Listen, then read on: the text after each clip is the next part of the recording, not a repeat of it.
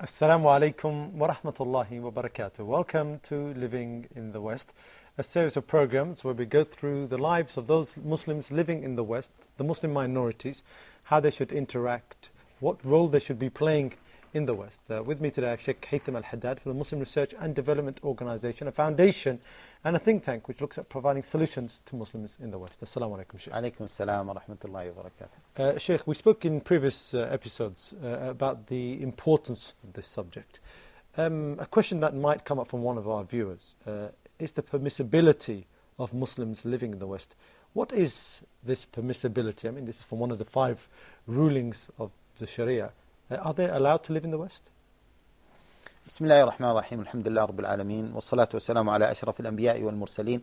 Nabiyyina Muhammad wa ala alihi wa sahbihi ajma'in. I guess this is a serious question, and I think you are bringing the subject to really the foundation. We have to speak about the foundation, which is the permissibility of Muslims living in the West. Mm-hmm. Now, as we spoke about fiqh, and we mentioned that fiqh governs everything in our life, and from a technical point of view, fiqh can be divided into 2 parts: a static one, or thabit, fixed rulings, and dynamic rulings. Now,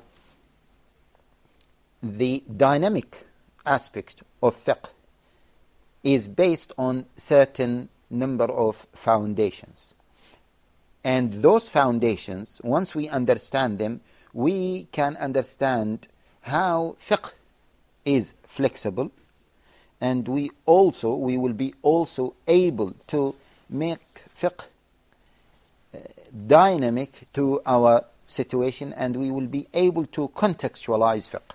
Mm-hmm. And this is a very important thing, to contextualize fiqh. For example, this issue of permissibility of living in the West. Before we talk about the technical permissibility of living in the West, let us explore all other possible solutions for Muslims in the West. What do I mean by that? Before saying that, yes, Muslims are allowed to live in the West, or Muslims are not allowed to live in the West. If we say Muslims are not allowed to live in the West, where are they going to live? What do we mean by that? Means before bringing an answer, you have to explore all possible solutions. And that's why, take this issue of eating the dead flesh for a person who is starving to death. This is an Islamic ruling on the person due to a necessity, eating a flesh that he's not allowed to eat normally in normal circumstances. Exactly. Okay. So if someone said, okay, Sheikh, I have a question. Is it allowed to eat dead flesh? Of course, the person, a scholar or a person who's going to give a fatwa, he should not take this question on a face value. He should ask, why are you asking this question? For sure, you are asking this question because of a certain need or a certain situation that you are going through. Mm-hmm. Because a normal person will not ask whether it is allowed to eat dead flesh or not. Because it's known that you're not allowed to. So because it is well known. حُرِّمَتْ عَلَيْكُمُ الْمَوْتَ. And this is a well-known established principle, Islamic principle. So he would say, why are you asking about this question? And the answer will come, well, I am starving to death, and I am not able to find halal food. So I have to go for the haram food. I have to go to Mayta. This is the typical example scholars mention when they discuss the issue of darura, the necessity, the issue of darura, haja, etc. So the scholar said, yes, he can eat from the dead flesh, provided that if he doesn't eat that dead flesh, he is going to lose one of his main senses, or he is going to lose his life. So this is the condition. There is no other food, halal food, and if he does not consume that dead flesh, he is going to either die or lose one of his main senses. Yes. So once the situation is established, then the ruling comes, or the fatwa comes. Yes, it is permissible to eat that dead flesh. Then the scholar has to qualify that fatwa. Don't exceed the limit that makes you survive. Okay? This is one thing. The other thing, once you find a halal food, then you have to go back to the halal food.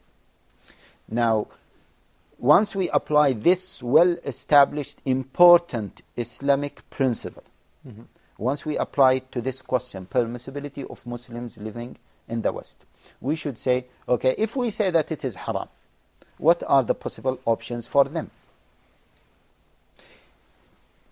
Either we say that they have to go to some Muslim countries, okay, or living elsewhere. Now, let us explore more, and let us talk about realities. Let us talk about contextualizing the question, because contextualizing the question, as we said, is a very important principle that has to be applied before giving the fatwa. So the context this is in, are there Muslim countries, if I could interject there, are there Muslim countries they could go to? Would that be a context? Okay. So let us explore the context. Are there any Muslim countries that they can go to or they can flee to? Okay. And here we should explore this, because the Muslim countries now are different from the Islamic State in the past, or Islamic Khilafah in the past. Islamic Khilafah in the past finds it obligatory upon itself to what? To accept Muslims wherever they are. This is one thing. The other thing, the contemporary issue regarding the New World Order and the agreements between different countries and the situation of the political situation of different countries and the United Nations agreements, okay? These things have to be taken into consideration. And the reality is, now each political entity or each political country, by law, is not obliged to accept citizens of other countries. This is one thing. They might allow citizens of other countries, or known as foreigners, to reside on a temporary basis, but not permanently. So some Muslims might say, yes, if we say to Muslims living in the West, yes, it is not allowed for you to live in the West, you can go to some other Muslim countries, Egypt, Saudi Arabia, Pakistan, etc. But yes, you can go there to work on a temporary basis. Later on, you have to go back to your country. What does your country mean? Your country means the country that you hold its citizenship. Okay, we might like this, we might not like it, but likeness is something different, but we have to talk about realities. Here, once we talk about fiqh, we have to talk about realities. So, in a nutshell, if you move to a Muslim country that is not your country, that is not classified as your country, you are going back to your country eventually. Okay. So moving to a Muslim country is not the same as moving to a Muslim country in the time of the Khilafah, where they would accept you as a person of the same faith and encompass you. Yes, now, as a citizen. Yes, as a citizen. Now, due to political reasonings and due to agreements, a person from another country entering a Muslim country is not seen in the religious term, but rather as a national. You are a citizen of another country coming. Exactly. So, okay, let's look at the other angles. What about the indigenous people who are living there? This is another dimension, another important dimension. Because, for example, pure British people, indigenous, British people, indigenous Americans. There are many Muslims, Afro-Americans. There are many white Muslims in Germany, many white Muslims in France. Yes.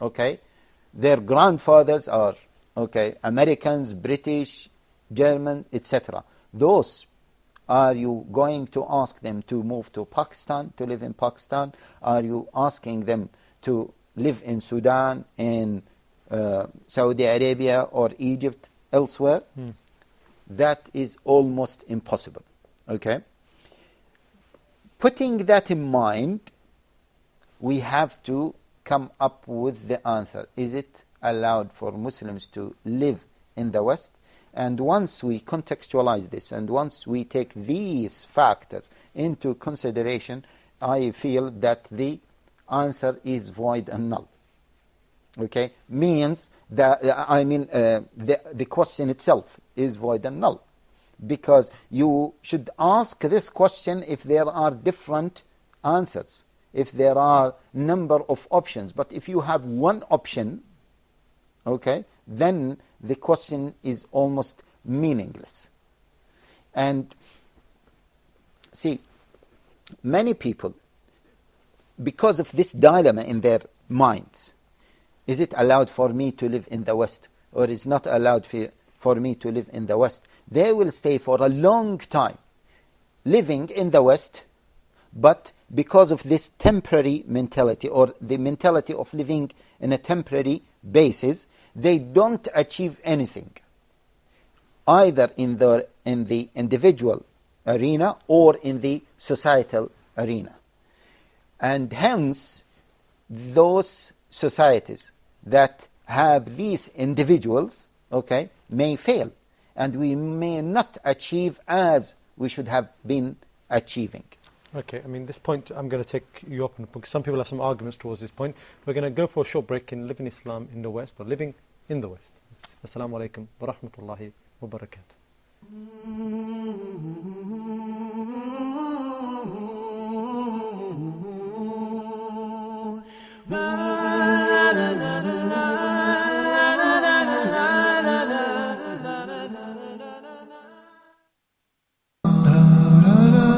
Back to the Prophet.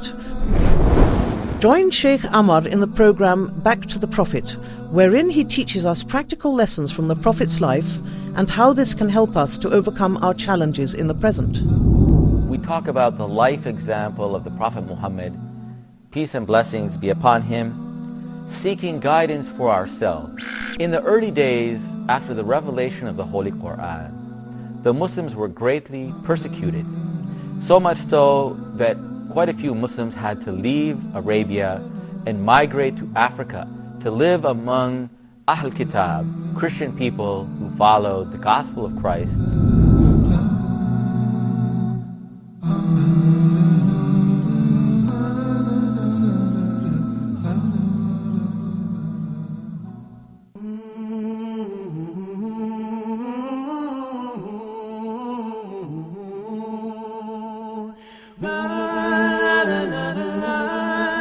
Assalamu alaikum wa rahmatullahi wa barakatuh. Welcome back to Living in the West.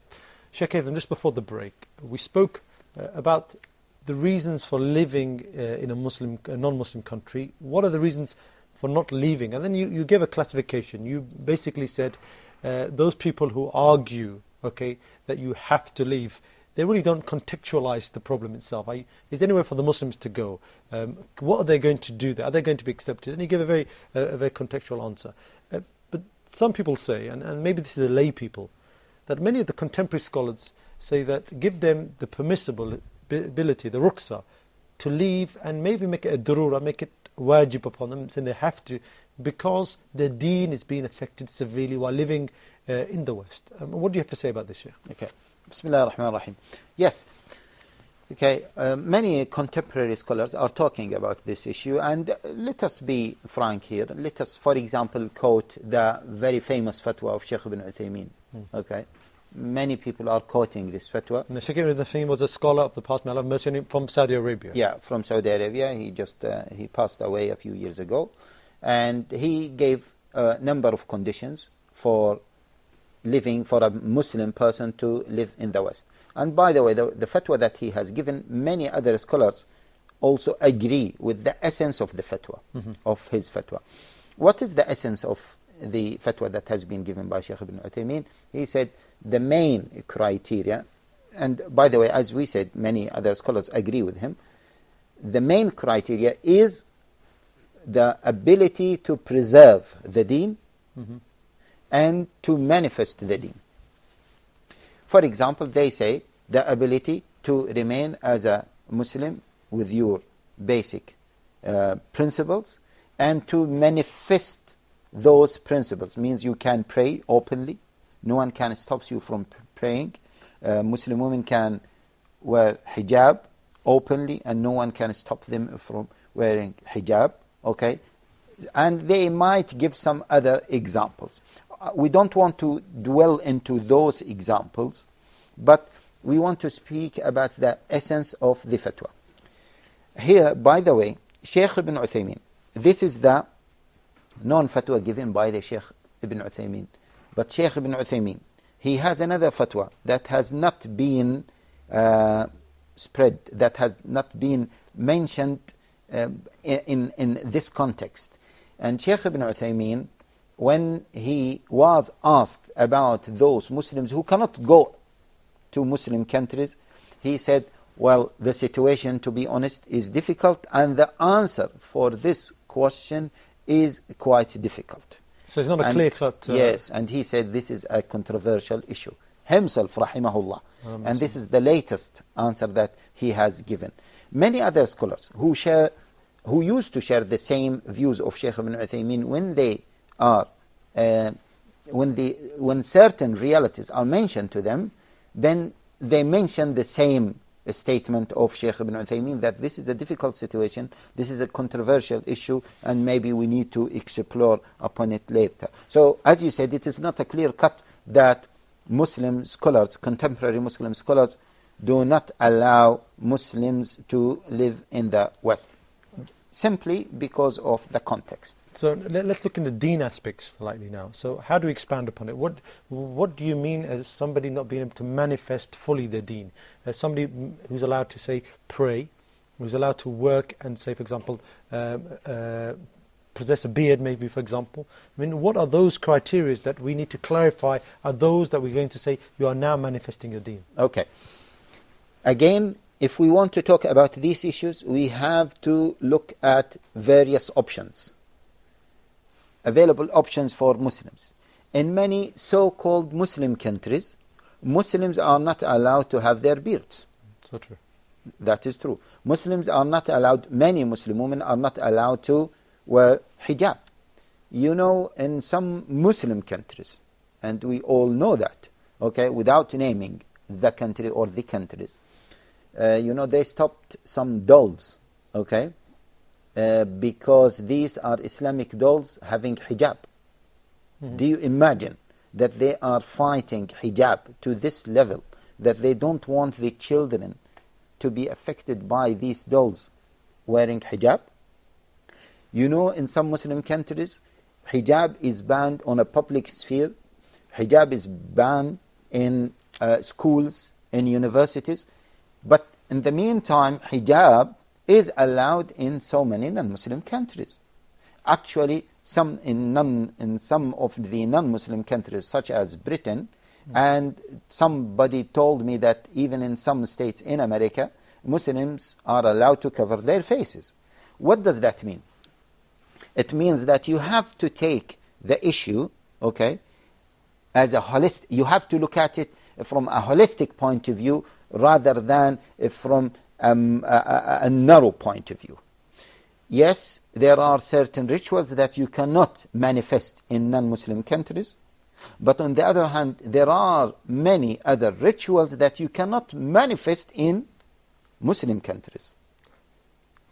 And therefore, once we are talking about this, we are talking about the options available for these individuals. That's why those Muslims, those scholars who have been talking about the permissibility of or the impermissibility of Muslims living in the West, they gave number of options. They said we have two extremes here, okay, or two angles, two opposite angles. First of all, Muslims living in the West, Muslims living in a non-Muslim country, but can manifest their religion and have nowhere to go. So obviously for those Muslims, it is allowed for them to live in non-Muslim country because they can manifest their religion and they have nowhere to go. On the other side, Muslims who cannot manifest their religion but have some options, have some places to go. Those Muslims are obliged to leave these, whether you call them non-Muslim countries or you call them Muslim countries. They are unable to manifest their religion and they have other options. So for those Muslims, they should leave these places. I don't want to call these places Muslim countries or non-Muslim countries. They have to leave these places to go to the other options. And in the middle, we have Muslims who cannot manifest their religion but have no place to go. Remember, we have in China, we have at least 50 million Muslims. China is not a Western country, but it is a non-Muslim country. Once we talk about Muslims living in the West, we have to take into consideration the wider picture, such as Muslims living in India, such as Muslims living in Burma, in Sri Lanka, in China. In China, you know that in many places during several periods of time, Muslims were prohibited from manifesting their religion. And in the meantime, they don't have any place to go. Unfortunately, Muslim countries have not said to them, yes, you are most welcome to come and reside permanently in our country. So for those people, shall we hammer them and keep criticizing them, or maybe beating them up, telling them it is haram for you to stay in that country, it is haram for you to stay in that country, without providing them with solutions, and they don't have any solution. They cannot leave their country. 50 million Muslims living in China, or according to some other statistics, 100 million Muslims living in China. Where are they going to go? So that's why we have to look at the problem from a different angle. Can I ask you, Sheikh, in a very straightforward way, do you actually believe that Muslims who are living in the West, or even in these countries like you spoke about, have come to a point where they cannot manifest their deen? Is it that prevalent now? In most of the Western countries, let us be open. And I want to be frank. Yeah, many people frank. use this. They say that, well, actually, I cannot manifest it. This is why I asked the question, what manifestation? Is it manifestation to be able to wear an Islamic garment? This is what we're looking at manifestation. What is it? Okay. Manifestation, the issue of manifestation. They said, that the scholar said, to preserve your identity as a Muslim, not to hide your identity. This is the first condition. Means that you don't manifest yourself as a Christian or as a Jew. That's clear. Okay? This is one thing. No, you manifest yourself as a Muslim. I am a Muslim. You know that during the Russian time, or sometimes in the Russian, many Muslims were unable to clearly identify themselves as Muslims. Even I remember Sheikh Ja'far Idris, he said to me that he met one of those Muslims living in some of those Russian countries, and he said, do you believe that when we used to pray on a piece of cotton, to put it on our forehead? Why? So they won't have a mark on the... They won't have a mark. So they won't be identified as Muslims. During Andalusia time, okay, there were some states that they did not allow Muslims to pray secretly or openly. And even there was a strange fatwa, we don't accept that fatwa, from one of the scholars at that time. He said, if you were forced to give your daughters in marriage for non-Muslims, then you should do that, okay, and you should intend that you are forced to do that. We don't want to discuss that fatwa because that fatwa has been criticized by many scholars, but it might reach to that situation. if it has reached to that situation, then Muslims should seek another solution. But we have to be careful about the possible solution for such Muslims. So this is the first condition. So I just want to clarify, you're saying now that these manifestations in the West, for example, are not as bleak as many people make them out to be. Exactly. So the first one is to manifest yourself as a Muslim, whether the person is practicing Islam or not. Then they say the main Islamic pillars, you have to be able to practice them. Okay? And some scholars said openly, and some scholars said no, just practicing them. Of course, we are asking for manifestation of those pillars. Means you can pray openly. And in most of the Western countries, Muslims can pray. And they have freedom, and unfortunately they have freedom to pray in some of the non-Muslim countries more than they have in some Muslim countries. And we all know that, and no need to mention the name of those Muslim countries. Muslims have to be able to fast. Muslims have to be able to go to Hajj. You know, in some Muslim countries, they don't allow young people to go to Hajj. Not because the number of people going to Hajj, but they don't want people to be radicalized, or they don't want people to get some influence from the Islam in a different country or in Saudi Arabia. Okay, so these are the main pillars that have to be manifested in order to say that, yes, Muslims are manifesting their religion. Okay, Jazakallah Shaykh Haytham. I think this is very, very clear now that we know what these manifest signs are. We're going to look into other areas of this manifest sign, and we're going to look at some ayat of Allah subhanahu wa ta'ala regarding this particular issue in our next episode of Living in the West. Please do join me next time. I leave you with Assalamu alaikum wa rahmatullahi wa barakatuh.